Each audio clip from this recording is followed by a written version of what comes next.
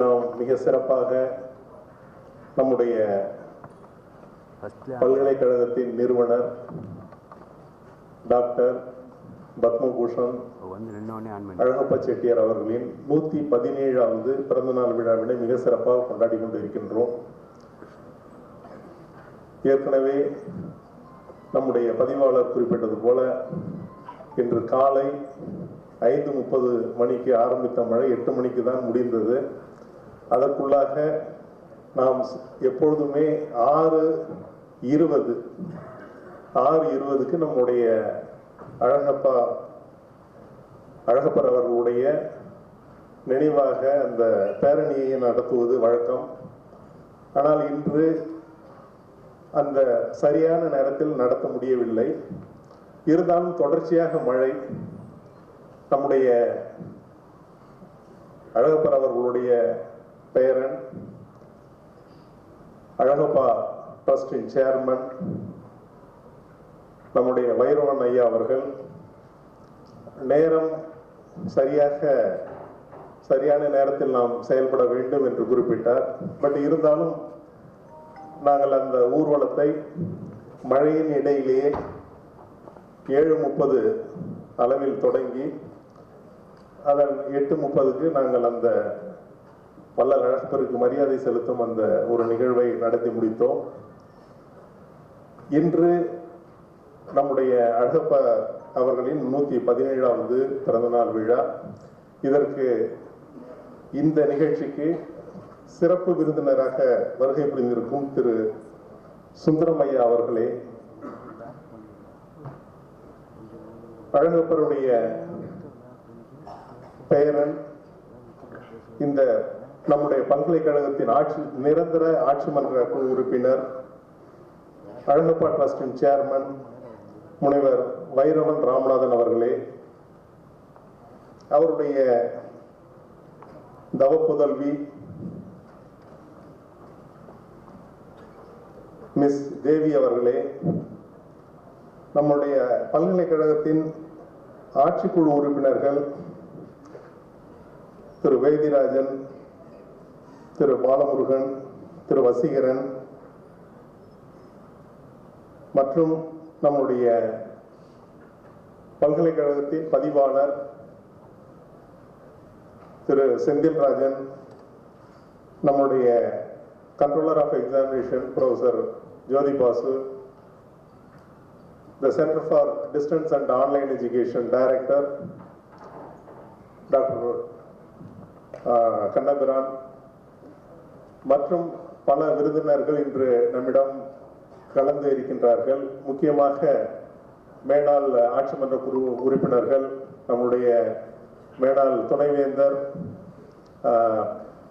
Sports university துணைவேந்தர் doctor Thirumalaisamy, இன்று ஊர் பெருமக்கள், முக்கியமாக நம்முடைய ஐயா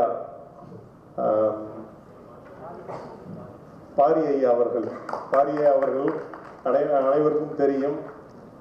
கவிஞர் முடியரசனாரின் புதல்வன். அதுபோல திரு மைக்கேல் அவர்கள் மற்றும் பல சிறப்பு விருந்தினர்கள் இன்று வருகை புரிந்திருக்கிறார்கள்.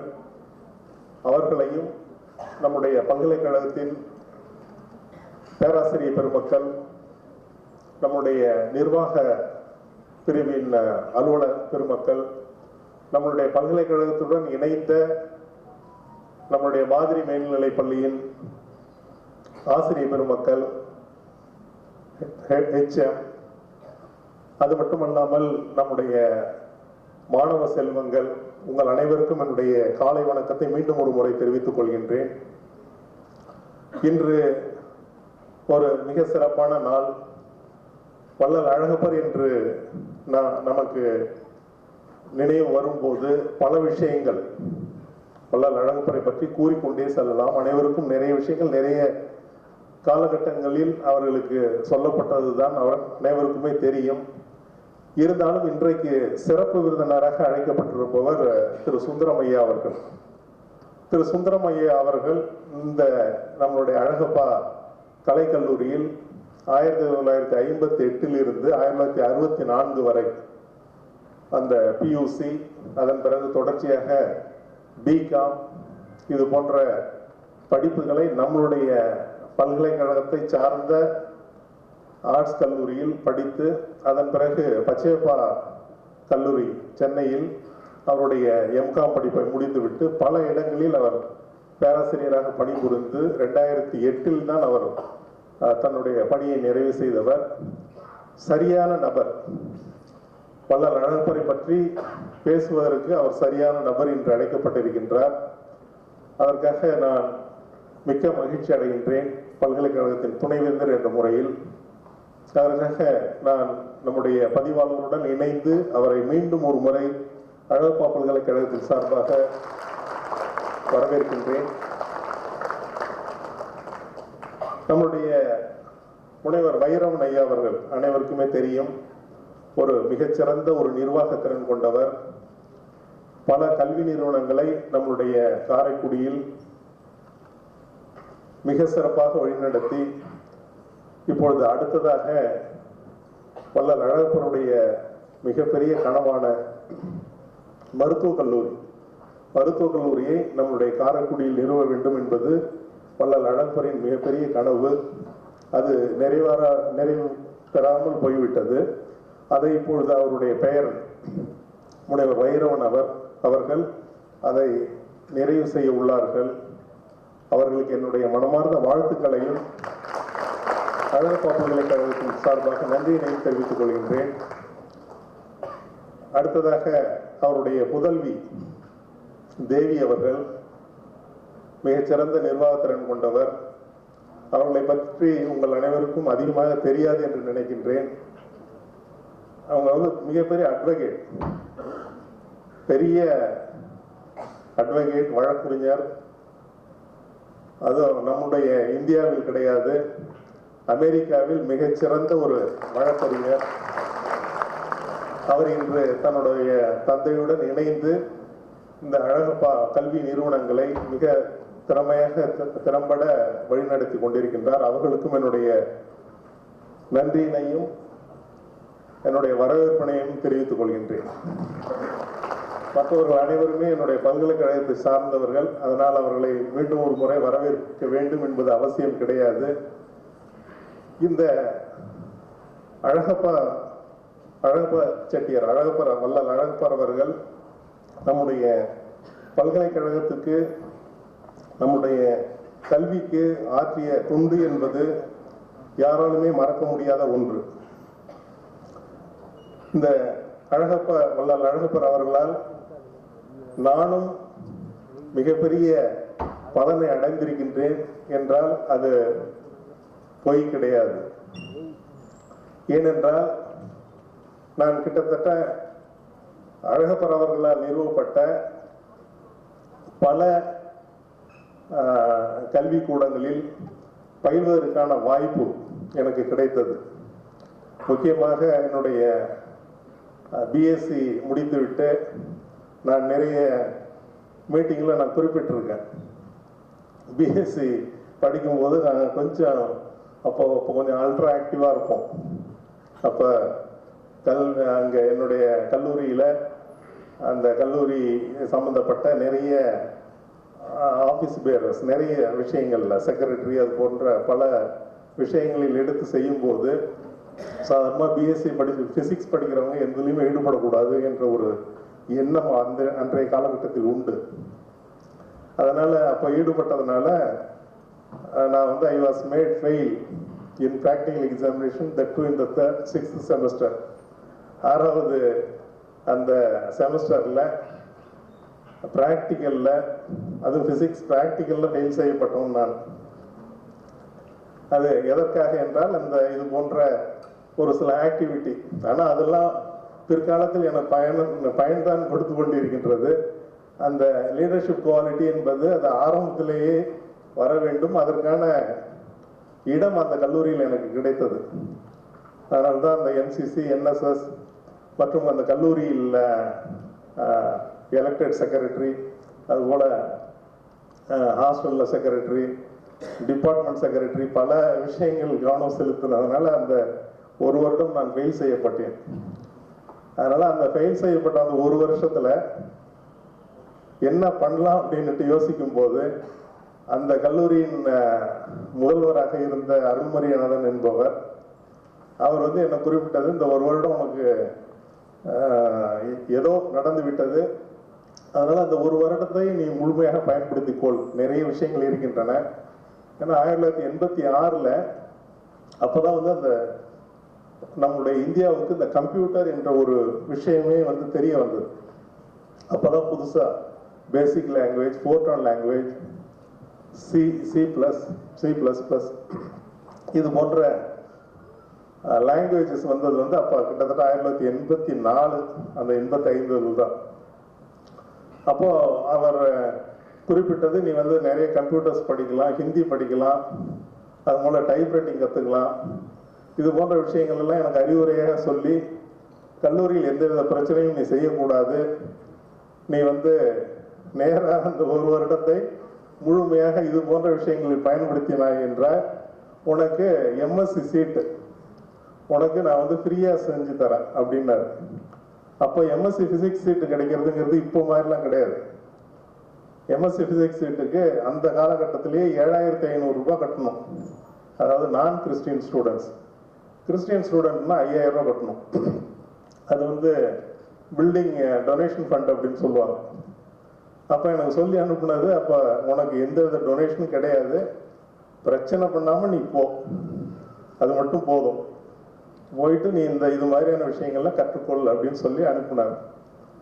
அப்போதான் எனக்கு அந்த ஒரு வருடத்தில் முழுமையாக என்னுடைய விவசாய நிலங்களை பார்த்து கொண்டு அதனுடன் சேர்த்து இது போன்ற கம்ப்யூட்டர் லாங்குவேஜ், டைப்ரைட்டிங், அதுபோல ஹிந்தி, பிராத்மிக், இது போன்ற விஷயங்கள்லாம் கற்றுக்கொள்வதற்கான வாய்ப்பு இப்போ கிடைச்சது.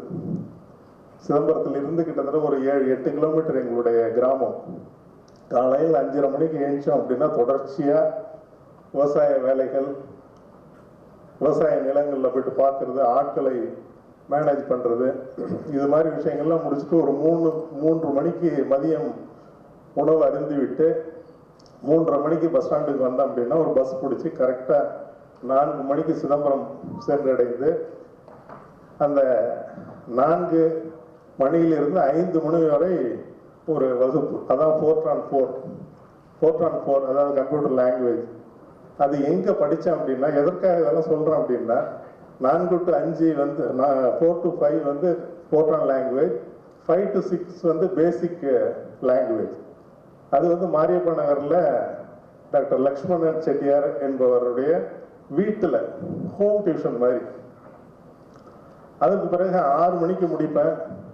அதுக்கு பிறகு சைக்கிள் எடுத்துட்டு வேகமாக சிதம்பரத்தில் உள்ள தில்லை தேட்டர் பக்கத்தில் அங்கே வந்து ஒரு ஹிந்தி கிளாஸ், அது 1 மணி நேரம். அது முடிச்சுட்டு 7 to 8 அப்புறம் டைப்ரைட்டிங். 8 மணிக்கு கொண்டு வந்துட்டு சைக்கிள் கொண்டு வந்துட்டு பஸ் ஸ்டாண்டில் அண்ணா மிதிவண்டி நிலையத்தில் கொண்டு வந்து விட்டுட்டு 8:30 மணிக்கு பஸ் ஏறினோன்னா 9:30 மணிக்கு திரும்ப சிதம்பரம் போயிட்டு என்னுடைய கிராமத்திற்கு சென்று அப்புறம் அங்கே இரவு உணவு அருந்தி விட்டு திரும்ப வயலுக்கு போயிடும். நைட்டு 9:30 மணிக்கு போயிட்டு திரும்ப 10:30 மணிக்கு வந்துட்டு திரும்ப வீட்டில் படுத்துட்டு அப்புறம் 5:30 மணிக்கு திரும்ப ரொட்டீனா, இதுதான் வேலை. இதில் ஒரு முக்கியமான விஷயம் என்னன்னா, அந்த முதல் படிப்பு ஃபோர்ட்ரான் 4 அது எங்கே படித்தேன் அப்படின்னா, அண்ணாமலை பல்கலைக்கழகத்தில் நம்மளுடைய வள்ளல் அழகப்ப செட்டியாரால் உருவாக்கப்பட்ட அந்த இன்ஜினியரிங் கல்லூரி. ஏன்னா உங்க அனைவருக்குமே தெரியணும், அழகப்பா செட்டியார் வந்து நம்மளுடைய காரைக்குடிக்கு மட்டும் செய்யல, அவர் செஞ்சிருக்கிறது நிறைய. அவருடைய கொடை என்பது மிக நெடிய கொடை. எல்லாம் கேரளாவில் பண்ணியிருக்காரு, நம்முடைய தமிழ்நாட்டில் இங்கே காரைக்குடியில் மட்டும் இல்லாமல் சிதம்பரத்துலேயும் அவர் பண்ணியிருக்காரு. அண்ணாமலை யூனிவர்சிட்டி பெரிய பல்கலைக்கழகம். ஆனால் அந்த அண்ணாமலை பல்கலைக்கழகத்துக்கு அந்த காலகட்டத்தில் 5 லட்சம் ரூபாய் கொடுத்து அந்த இன்ஜினியரிங் கல்லூரி ஆரம்பிப்பதற்கு அவர் தான் காரணம். அந்த கல்லூரியில் அவரால் ஏற்படுத்தப்பட்ட அந்த பில்டிங்கில் நான் வந்து அந்த 4-on-4 படித்தேன். ஸோ அதனால் அது எனக்கும் அழகப்பா செட்டியாரின் கொடையால் வளர்ந்த ஒரு நிறுவனத்துக்கும் உள்ள தொடர்பை சொல்கிறேன். அது ஒன்று. அதனால் அந்த இது முடிச்சுட்டு எம்எஸ்சி முடிச்சுட்டு திரும்ப எம்ஃபில் போயிட்டு அண்ணா பல்கலைக்கழகத்தில் சேர்ந்து எம்ஃபில் பிஹெச்டி கிட்டத்தட்ட 5 வருடங்கள் படித்தது வந்து ஏசி டெக்கில் தான். அதுவும் அழகப்பா செட்டியார் டெக்னாலஜி அந்த கல்லூரியில் தான் படித்தேன். அண்ணா பல்கலைக்கழகத்தை பொறுத்த வரைக்கும் 3 கான்ஸ்டியூண்ட் காலேஜஸ். ஒன்று AC tech, college of engineering Guindy, அப்புறம் எம்ஐடி குரோம்பேட். இது 3 சேர்ந்தது தான் அண்ணா பல்கலைக்கழகம். அதனால் அந்த ஏசி டெக்குங்கிறது அழகப்பா செட்டியார் வந்து அந்த காலகட்டத்தில் 10 லட்சம் ரூபாய் பணம் கொடுத்து உருவாக்கப்பட்டது தான் அந்த AC tech, Alagappa college of technology. அந்த கல்லூரியில் தான் பிடெக் படித்தவர் நம்முடைய ஐயா வைரவன் அவர்கள், கெமிக்கல் இன்ஜினியரிங். ஏன்னா கெமிக்கல் இன்ஜினியரிங் பார்த்தீங்கன்னா இதில் ஒரு மிகப்பெரிய விஷயங்கள்லாம் இருக்குது. கெமிக்கல் இன்ஜினியரிங்கிறது 1948-50 கெமிக்கல் இன்ஜினியரிங்னா யாரும் என்னன்னே தெரியாது. ஆனால் அழகப்பா செட்டியாருக்கு வந்து அந்த காலகட்டத்தில் கெமிக்கல் இன்ஜினியரிங்கோட முக்கியத்துவம் தெரிந்து ஏற்படுத்தப்பட்டது தான் இந்த ஏசி டெக். அதனால் அந்த கல்லூரியில் எனக்கு 5 வருடங்கள் என்னுடைய ஆராய்ச்சியை மேற்கொள்வதற்கான வாய்ப்பு. அதனால் அதுலேயும் எனக்கும் அழகப்பா செட்டியார் உருவாக்கிய நிறுவனத்துக்கும் ஒரு தொடர்பு.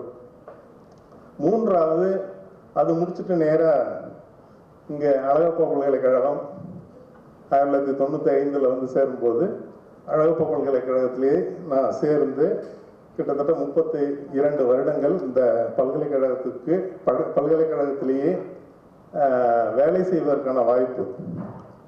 அது மட்டும் இல்லாமல் இந்த அழகப்பா பல்கலைக்கழகத்தில் வேலை செய்யறது மட்டும் எனக்கு ஒரு கிடைத்த வாய்ப்பாக்கிறதுல படிப்பதற்கான ஒரு வாய்ப்பு.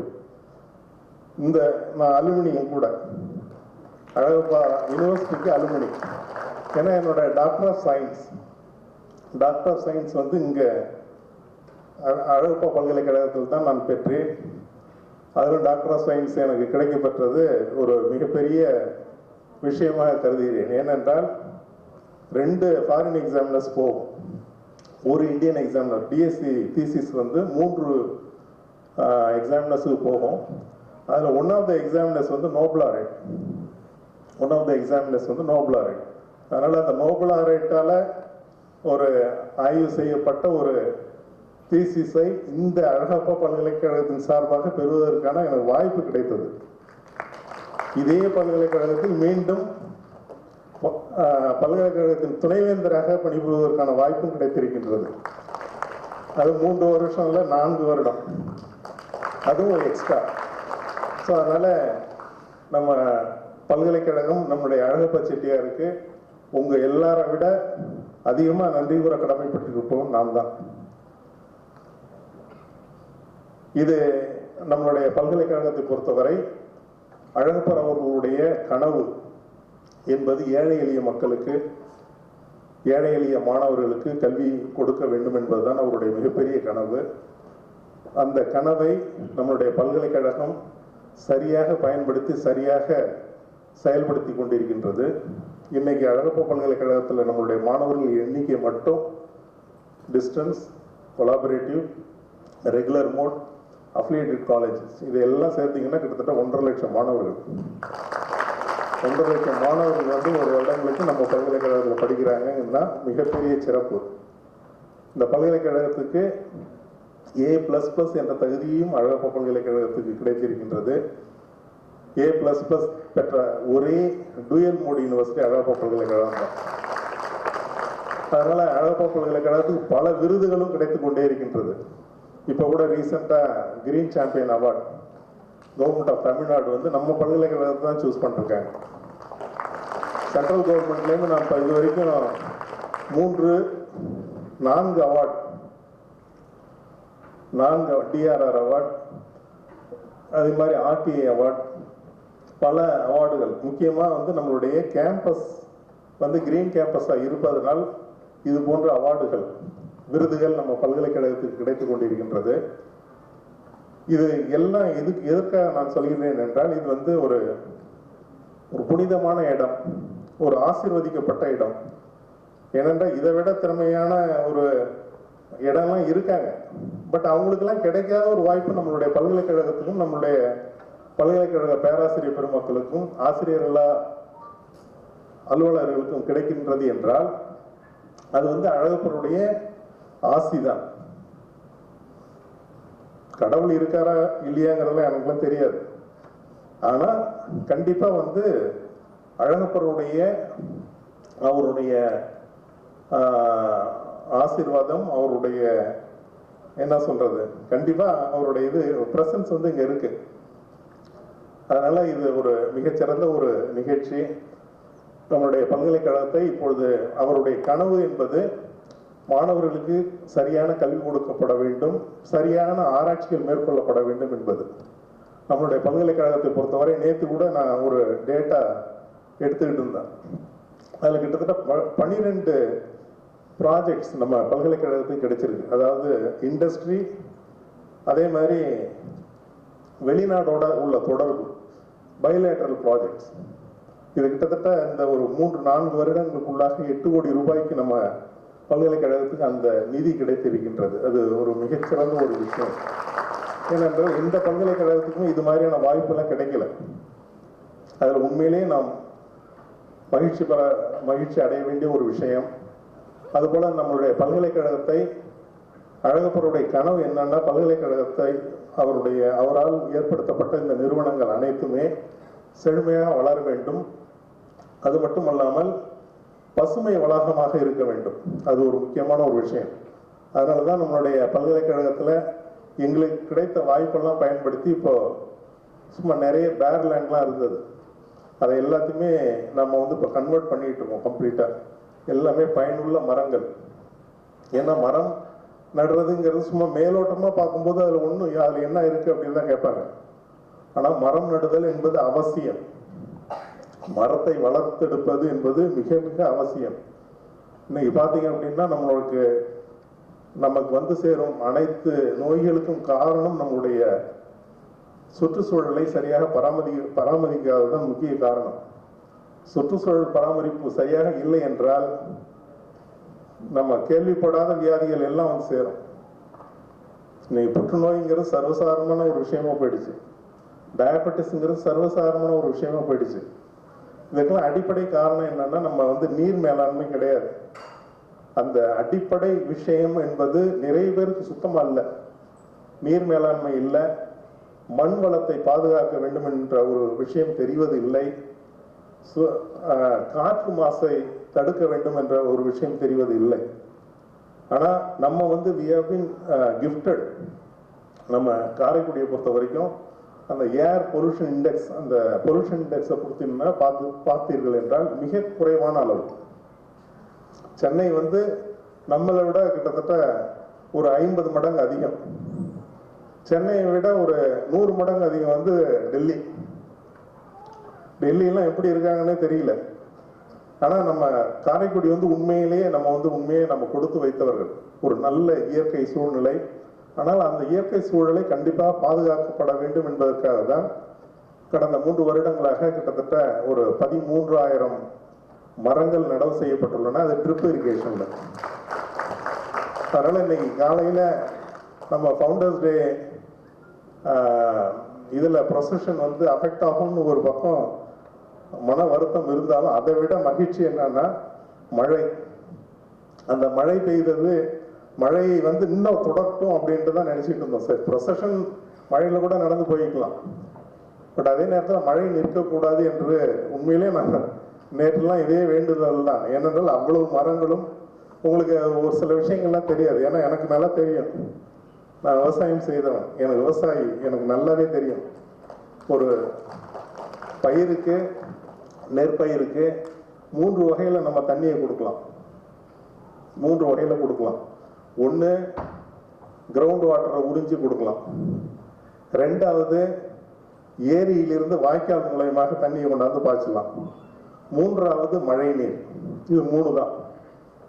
இதில் நீங்கள் அந்த பயிரை, நீங்கள் நெற்பயிரை வந்து கூர்ந்து கவனிச்சோம்னா நிறைய விஷயங்கள் நமக்கு தெரியும்.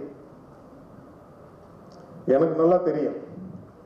ஏன்னா அந்த நெற்பயிருக்கு நீங்கள் சாதாரணமாக கிரவுண்ட் வாட்டர் இதில் கொடுக்குறீங்கன்னு வச்சுங்க, போர்வெல் வாட்டர் கொடுக்குறீங்க அப்படின்னா அது கொஞ்சம் சோர்வாக தான் இருக்கும். அது கொஞ்சம் அந்த சோம்பி அந்த புள்ள சொல்லுவாங்க இல்லையா, இந்த கொஞ்சம் சோம்பியாக இருக்கும். அந்த ரொம்ப ஹெல்த்தி க்ரோத் இருக்காது.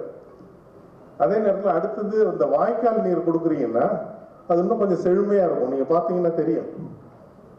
அதை விட மழை நீர் பட்டுதுன்னா அந்த பயிர் பார்த்தீங்க அப்படின்னா, சப்போஸ் உங்களுக்கு ஒரு 5 o'clock மழை பெய்யுதுன்னு வச்சுக்கோங்க, 7 மணிக்கெல்லாம் அந்த பயிர் பார்த்தீங்கன்னா உண்மையாக ரொம்ப மகிழ்ச்சியாக இருக்கும். பார்க்குற நமக்கு கிடையாது, அந்த பயிருக்கு மகிழ்ச்சியாக இருப்பது நமக்கு தெரியும். நீங்கள் அதை ரொம்ப ஈடுபாட்டோட பார்த்தீங்க அப்படின்னா கண்டிப்பாக நம்ம இந்த 3க்கும் உள்ள வித்தியாசம் வந்து நம்ம நல்லா உணர முடியும். அதனால மழை பெய்தது என்பது எனக்கு முக்கிய மகிழ்ச்சி. ஸோ அதனால் இதெல்லாம் நம்மளுடைய அழகப்பருடைய கனவுகளில் ஒன்று. அழகப்பருடைய அந்த விஷன் அதெல்லாம் வந்து நம்ம சொல்லிக்கிட்டே போகலாம். இன்னைக்கு சென்ட்ரல் எலக்ட்ரோகெமிக்கல் ரிசர்ச் இன்ஸ்டிடியூட் இருக்குன்னா அதோடைய ரிசர்ச் பார்த்தீங்கன்னா உங்களுக்கு எலக்ட்ரோகெமிஸ்ட்ரி எப்போ 1955 ஏற்படுத்தப்பட்டது. ஆனால் எலக்ட்ரோகெமிஸ்ட்ரியோட இம்பார்ட்டன்ஸ் இப்போ தெரியுது. பேட்டரி ரிசர்ச், அதே மாதிரி சோலார், இது மாதிரி நான் இப்போ நம்ம பல்கலைக்கழகத்தில் மிகப்பெரிய அளவில் நம்ம வந்து ஹைட்ரஜன் எனர்ஜி உருவாக்கத்திற்கு மிகப்பெரிய ஆராய்ச்சிகள் நம்மளுடைய பல்கலைக்கழகத்தில் நடந்துகிட்டு இருக்கு. இதெல்லாம் கண்டிப்பாக இந்த காலகட்டத்தில், அதுவும் இப்போ உங்களுக்கு தெரியும் நம்ம உலகத்தில் எது மாதிரியான விஷயங்கள் நடந்து கொண்டு இருக்கின்றது என்பது, ஒரு தனி ஆள் ஒரு முட்டாளின் கையில் வந்து ஒரு மிகப்பெரிய உலகம் கிடைத்ததுன்னா என்ன நடக்கும் அப்படிங்கிறது இப்போ பார்த்துக்கிட்டு இருக்கோம். ஏன்னா இன்னைக்கு பார்த்தீங்கன்னா ஃபியூயல் நமக்கு கிடையாது, எரிசக்தி கிடையாது, மின்சாரம் உற்பத்தி செய்வதற்கான அடிப்படை பொருள் நம்ம இந்தியாவில் இல்லை. அதனால இந்த காலகட்டத்தில் நம்ம வந்து renewable energy, we have to depend on renewable energy. அதனால ரெனியூவபிள் எனர்ஜி சம்பந்தப்பட்ட விஷயங்கள் நம்மளுடைய பல்கலைக்கழகம் பெரிய அளவில் ஈடுபட்டு இருப்பது என்பது மிக்க மகிழ்ச்சி. இது வந்து கண்டிப்பாக தொடர்ச்சியாக நடைபெற வேண்டும். ஏன்னா ஹைட்ரஜன் எனர்ஜி என்பது நம்ம நிறைய ப்ரூவ் பண்ணியிருக்கோம். நம்ம வேஸ்ட் வாட்டர்லேருந்து எப்படி ஹைட்ரஜனை வந்து பிரித்தெடுப்பது என்பது, அந்த ஹைட்ரஜனை எப்படி பயன்பாட்டுக்கு கொண்டு வருவது என்பது நம்மளுடைய ஆராய்ச்சியில் ஒரு பாதியில் நம்ம வந்து வெற்றி பெற்று இருக்கின்றோம். இன்னும் கமர்ஷியல் லெவலில் வரல. அது மாதிரி நம்ம இதில் வந்து பேட்டரி ரிசர்ச் போயிட்டு இருக்கு. பேட்டரி நம்ம இதில் இங்கெல்லாம் உட்காந்துருக்காங்க, எல்லாம் பெரிய ஸ்டால்வார்ட்ஸ்லாம் இருக்காங்க. ஸோ பேட்டரி ரிசர்ச் இருக்குது. அதே மாதிரி நானோ டெக்னாலஜியில் நம்ம நல்லா பெரிய ரிசர்ச் பண்ணிகிட்டு இருக்கோம். அதே மாதிரி நம்ம இப்போ வந்து சோலார் பிளான்ட்ஸ் நிறைய இப்போ எஸ்டாப்ளிஷ் பண்ணிகிட்டு இருக்கோம். இப்போ கூட 400 kilowatt சோலார் பிளான்ட் வந்து நம்ம இப்போ மேபி 1 month வந்து அதை நம்ம we are going to inaugurate. இது மாதிரி பல விஷயங்கள் நம்ம எடுத்துக்கிட்டு இருக்கோம். ஆனால் இந்த விஷயங்கள்லாம் 1955 அழகப்பா செட்டியார் அவர்களுக்கு தெரிந்திருக்கு. அதனால தான் இங்கே சென்ட்ரல் எலக்ட்ரோகெமிக்கல் ரிசர்ச் இன்ஸ்டிடியூட் வந்து அந்த காலகட்டத்தில் அதோட ஹிஸ்ட்ரி நிறைய பேருக்கு தெரியும்னு நினைக்கிறேன். ஜவஹர்லால் நேரு அவர்கள் வந்து ஒரு அழைப்பு விடுக்கிறார், இது மாதிரி செல்வந்தர்கள் எல்லாரும் இது போன்ற ஆராய்ச்சி நிறுவனங்கள் நிறுவுவதற்கு உறுதுணை புரிய வேண்டும் என்ற ஒரு விஷயத்தை அறிவிக்கின்றார். அறிவித்து அடுத்த நாளே வந்து 15 லட்சம் பணத்தோட 300 ஏக்கர் டாக்குமெண்ட் அனைத்தையும் கொண்டு போயிட்டு அங்கே இரவு 11 மணின்னு சொன்னாங்க. எனக்கு சொல்லப்பட்டது தான். அநேகமாக ஐயா சுந்தரம் ஐயா அவர்களுக்கு நன்றாக தெரியும். ஏனென்றால் அவர் அந்த காலகட்டத்தில் வாழ்ந்தவர். அப்போ இவர் கொண்டு போயிட்டு கதவை தட்டிருக்கார் 11 மணிக்கு. எனக்கு கேள்விப்பட்டது தான். தட்டின உடனே அப்போ ஜவஹர்லால் நேரு சொல்லியிருக்காரு, பாரு ஒரு ஆள் வந்திருக்காங்க. ஏன்னா ஜவஹர்லால் நேரு அவர்களுக்கு அழகப்பா செட்டியார் அவர்களை நன்றாக தெரியும். இருவரும் ஒன்றாக படித்தவர்கள் யூகேவில். அதனால் அவர் சொல்லும்போது கரெக்டாக ஒருத்தன் வந்திருக்கான் பாரு அப்படிங்கிற மாதிரி தான் சொல்லி உள்ளே கூப்பிட்ட கமலா அவருடைய சகோதரியை கூப்பிட்டு வந்திருக்கான் பாரு அப்படின்னு சொல்லி தான் ஏதோ சொல்லியிருக்காரு. சொல்லி தான் அந்த 300 ஏக்கர் டாக்குமெண்ட்டும் 15 லட்சம் ரூபாய். 15 லட்சம் ரூபாய் என்பது சாதாரண பணம் கிடையாது. இன்னைக்கெல்லாம் பல 1000 கோடிகள் 1940 அந்த காலகட்டம். அதனால அவருடைய அந்த விஷனரி திங்கிங் அதெல்லாம் நம்ம நினைச்சே பார்க்க முடியாது, ஏன்னா அந்த இது மாதிரியான எலக்ட்ரோ கெமிஸ்ட்ரிங்கிறது இவ்வளவு தூரம் டெவலப் ஆகுங்கிறது அவருக்கு அந்த காலகட்டத்திலே தெரிஞ்சிருக்கு. நமக்கு இந்த எலக்ட்ரோ கெமிஸ்ட்ரியில நம்ம எமர்ஜ் ஆனதே பார்த்தீங்கன்னா 2000ல தான், 2005க்கு பிறகுதான் எலக்ட்ரோ கெமிஸ்ட்ரியில நம்ம எமர்ஜ் ஆகும். ஆனா அதற்கு முன்பாகவே கிட்டத்தட்ட 50 வருடங்களுக்கு முன்பாகவே அவருடைய அந்த சிந்தனை இருந்திருக்கு. அதனால அது மூலயமாக உருவானதுதான் சென்ட்ரல் எலக்ட்ரோ சிக்ரி. அது மாதிரி எஜுகேஷன் கல்லூரி ஆரம்பிக்கும் போதே அதுக்கு ஒரு ட்ரைனிங் சென்டர் வேணும் அப்படிங்கிற ஒரு எண்ணம் இதெல்லாம் யாருக்குமே இருக்காது. ஒரு காலேஜ் ஆரம்பிக்கிறாங்கன்னா காலேஜ் ஆரம்பிச்சு வச்சுட்டு எப்படி பணம் சம்பாதிக்கலான்ட்டு சம்பாதிச்சுட்டு போயிட்டே இருப்பாங்க. ஆனா அவருடைய விஷன் எப்படி இருந்திருக்கு பாருங்க. ஒரு கல்லூரி ஆரம்பிக்கும் போதே அதுக்கு ஒரு ட்ரைனிங் சென்டர் வேணும் அப்படின்னு ஆரம்பிச்சதுதான் நம்மளுடைய மாடல் மாதிரி மேல்நிலை பள்ளி. அவங்களுக்கு ஒரு ட்ரைனிங் சென்டர். அதனால அழகப்பா செட்டியார் பத்தி சொல்றதுன்னா சொல்லிக்கிட்டே போகலாம். அவ்வளவு மிகப்பெரிய ஒரு மகான், உண்மையான வள்ளல். இந்த 7 வள்ளல்லாம் நான்லாம் உண்மையான 7 வள்ளல்லாம் நான் மதிக்கிறது நினைச்சு பார்க்கறது கூட கிடையாது. எனக்குள்ள தேருக்கு கொடி கொடுக்கறது இதெல்லாம் சர்வசாதாரண மேட்டர் இதெல்லாம். ஆனா உண்மையா கல்விக்கு கொடை கொடுத்தது உண்மையான வள்ளல் என்னை பொறுத்தவரை அழகப்பா செட்டியார் தான். அது மாதிரி நம்ம மதுரையில் உள்ள தியாகராஜா கல்லூரிக்கு போறோம். தியாகராஜா கல்லூரியில் அங்க உள்ளவங்க அவங்க சொல்றாங்க எங்களுக்கு அழகப்பா செட்டியார் 5 லட்சம் பணம் கொடுத்துருக்காரு அப்படின்ட்டு. எப்போ? அந்த காலகட்டத்தில்.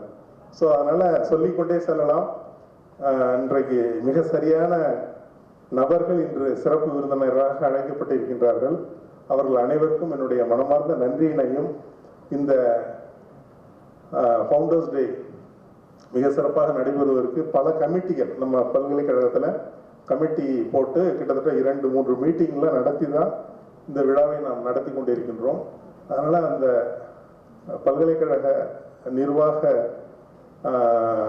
அஃபிஷியல்ஸ் அவங்களுக்கும் இந்த குழுவில் இடம்பெற்ற ஒவ்வொரு நபருக்கும், பல்கலைக்கழக ஆசிரியர்களுக்கும், அலுவலக பெருமக்களுக்கும், மாணவ செல்வங்களுக்கும் என்னுடைய மனமார்ந்த நன்றியினை தெரிவித்துக் கொண்டு வாய்ப்புக்கு நன்றி கூறி அமர்கிறேன். நன்றி. வணக்கம்.